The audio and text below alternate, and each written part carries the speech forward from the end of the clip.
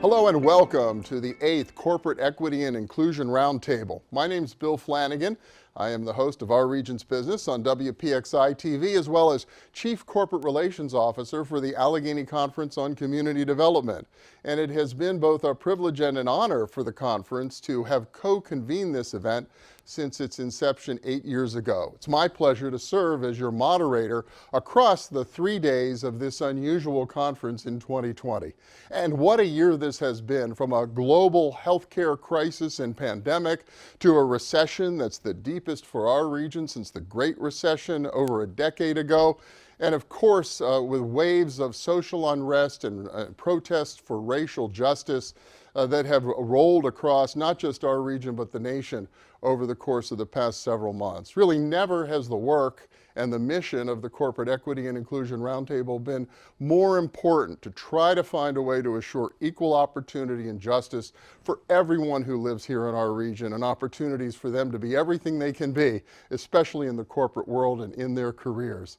Well, none of us would be here without the visionary behind the Corporate Equity and Inclusion Roundtable, and it's my pleasure to introduce for welcoming remarks the Chairman and CEO of the Black Political Empowerment Project, Tim Stevens.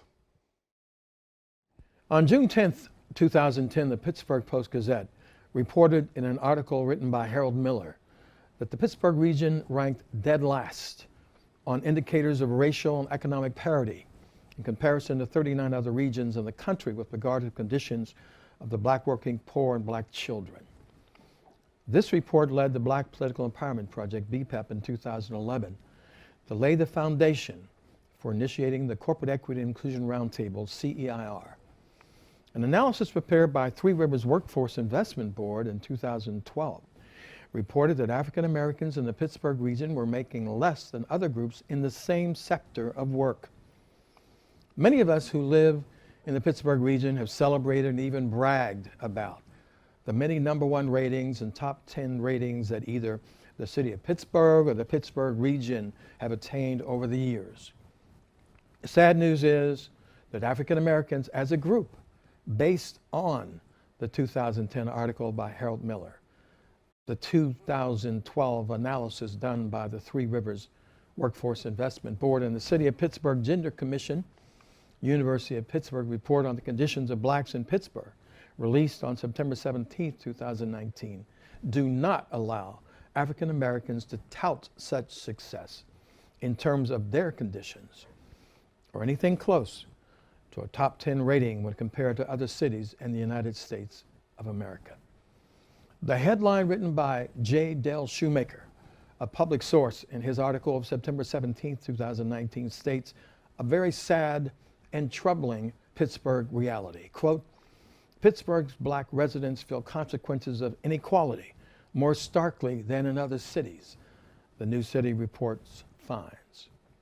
Now, what many African Americans and hopefully many other Pittsburghers found beyond disturbing are the words attributed to the study's co-author, Junia Howell, an assistant professor of sociology at the University of Pittsburgh, and her analysis of the Pittsburgh situation. Quote, what this means is that if black residents got up today, just got up and left and moved to the majority of any other cities in the United States, automatically, just by moving, their life expectancy would go up, their income would go up, their educational opportunities for their children would go up, as well as their employment, end of quote. What an indictment on the city of Pittsburgh and the leadership of our companies, corporations, universities, colleges, nonprofits, governmental institutions, and even our community organizations. We are all at fault. Such a stark reality is certainly not an advertisement for blacks who are looking throughout the nation for employment to seriously consider employment in Pittsburgh, nor for whites or other races and ethnicities who wish to work in environments where the employment, retaining, training, and the promotion of African Americans are seen and embraced as top priorities. The headline in the October 9th through 15th, 2019 edition of the New Pittsburgh Courier, quote, "More black women live in poverty in Pittsburgh than comparable cities," quote, adds to the poor image of Pittsburgh and cries out for change and cries out for aggressive action by all of us. The good news is that the Index of Ranked Livability, created by the University of Pittsburgh research team that examined data related to health, education, poverty, and employment, and how data compared to nearly 90 other cities with substantial white and black populations, provides us all with a clear case for action. It should be totally unacceptable to all of us that in 2019, black and other non-white women earn between 54 cents and 59 cents for every dollar a white man makes in the city of Pittsburgh. The New Pittsburgh Courier article mentioned that more black women live in poverty in Pittsburgh than 85% of other cities, and that 85% of other cities have higher rates of black employment than Pittsburgh.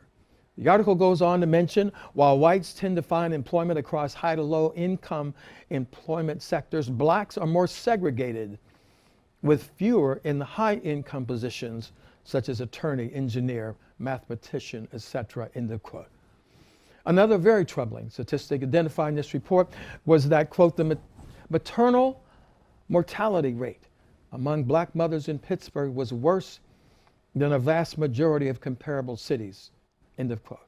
And that the rate of infant mortality for black babies is more than 6 times higher than it is for white babies.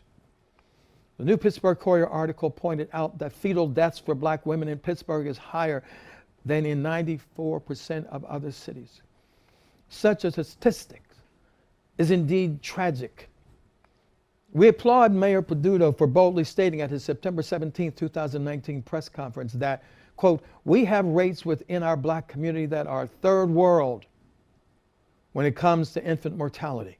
And there shouldn't be anyone in the city of Pittsburgh that can accept that fact, nor be asking and not be asking, what am I doing? What is my company doing? What is my organization doing in order to change it?" End of quote. We ask that all persons attending the 8th annual CEIR conference keep those questions in mind as you participate in the conference. Over the years, many African Americans in Pittsburgh, when we frequently hear the words describing Pittsburgh as, quote unquote, a most livable city, react and can help but ask the question, for whom is it most livable?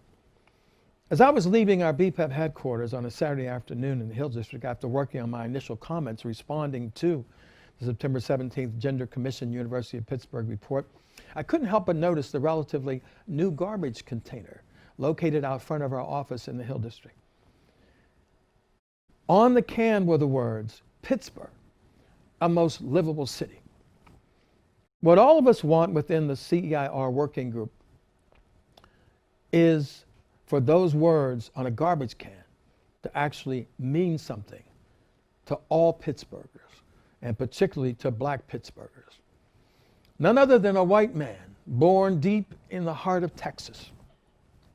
From his perch as President of the United States of America, Lyndon Baines Johnson stated in his speech defining a concept that we don't hear much anymore, affirmative action, said the following to the graduating class at Howard University in 1965, quote, "You do not take a man who for years has been hobbled by chains, liberate him, bring him to the starting line of a race saying, you are free to compete with all the others, and still justly believe you have been completely fair.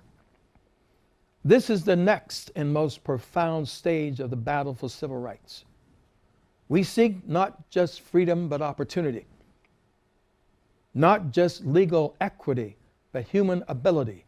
Not just equality as a right and a theory, but equality as a fact and as a result."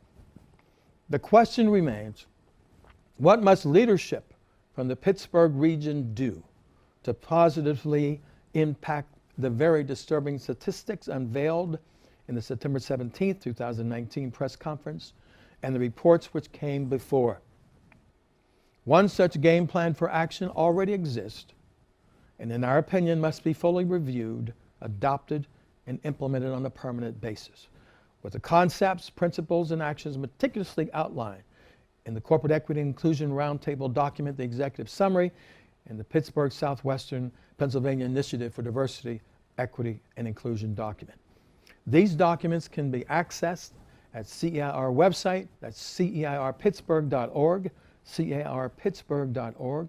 We can be contacted at 412-8775, 412-212-8775, or email us at ceirpittsburgh@gmail.com. We're happy to say that Art Rooney, president of the Pittsburgh Steelers, has a major announcement today with regard to that CEIR initiative. The time for inaction and benign neglect has long passed, locally and nationally.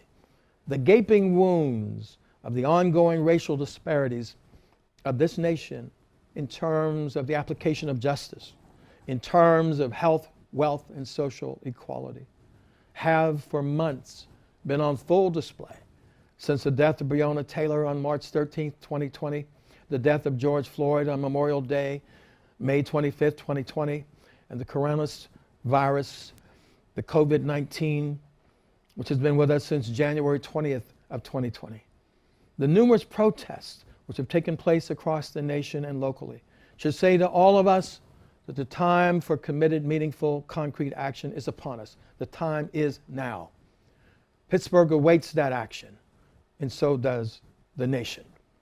The 8th Annual CEIR Conference, taking place this week on Wednesday, Thursday, Friday, October 14th, 15th, and 16th, hosted here at Point Park University, is a great opportunity for leaders of our Pittsburgh region to make public their commitment for a new, meaningful, measurable, and ongoing commitment to true diversity, equity, and inclusion. We thank the Jewish Federation of Greater Pittsburgh for being the primary underwriter for this conference. We thank Point Park for hosting us. We thank all of our presenters and program participants for helping to make the case for all of us to move from well-meaning to well-doing. On behalf of the CEIR Working Group, I welcome you to the 8th Annual CEIR Conference. Try to be with us on all 3 days of the conference and to have a commitment to help make a difference within your company, your corporation, your university, your college, or your nonprofit. Thank you very much. I'm Tim Stevens.